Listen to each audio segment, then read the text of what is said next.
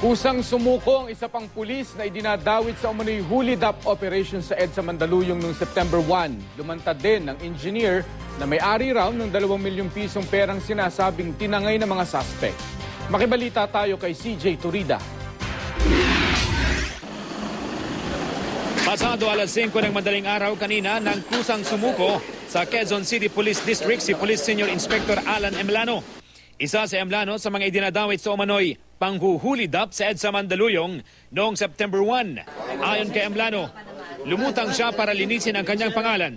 Wala raw siyang kinalaman sa nangyaring hulid-up na kinasasangkutan din umano ng siyang pangkapwa niya pulis.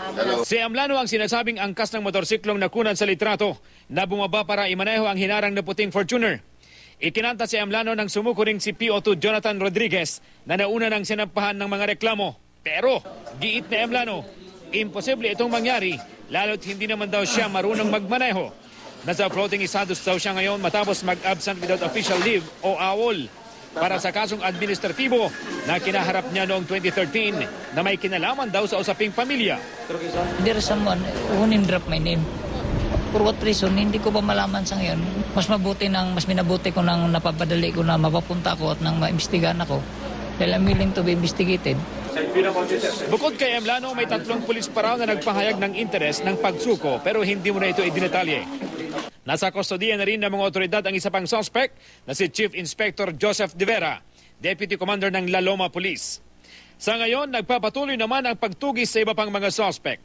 Isa-isang pinupuntahan ng mga otoridad ang bahay ng mga suspect pero hindi raw nila nadatnan doon ang mga ito. Kabilang na raw dito ang isang lalaking hindi pa rin pinapangalanan ng pulisya at isang babaeng posibleng nagtip umano sa mga suspect na may dalang pera ang mga biktima. 2 milyong piso ang sinasabing ninakaw ng mga pulis mula sa 2 lalaking sakay ng hinarang ni SUV. Kagabi, dumating sa Eastern Police District Annex Headquarters mula sa Marawi, Lanao del Norte ang engineer na may-ari ng pera. Hiniling niyang huwag siyang ipakita o pangalanan para sa kanyang seguridad. Ayon sa engineer, pinaluwas niya dito sa Maynila ang mga tauhan niya para mag-withdraw ng pera at dumalo sa isang bidding at bumili ng heavy equipment. Kailangan na raw kasing matapos ang mga proyekto nila sa DPWH. Nabalitaan na lang niyang hinarang pala ng mga pulis ang kanyang mga tauhan. May katibayan din daw siya para patunayang hindi drug money o galing sa illegal ang dalang pera ng kanyang mga tao. Tulad ng ipinapalabas ng mga sangkot na pulis. Umaasa daw siyang makakamit nila ang hustisya. Ang hindi totoo, pero sa akin, pera ko lang yun. Kung ma-recover, swerte ako. Kung hindi ma-recover, malas. Inassure naman natin na sila ay ating aalalayan at sisiguraduhin natin na mag-proceed yung kaso na to hanggang magkaroon ng desisyon at sila ay puprovide natin ng kaukulang security kung kinakailangan. CJ Torida, Nagbabalita, Pilipinas.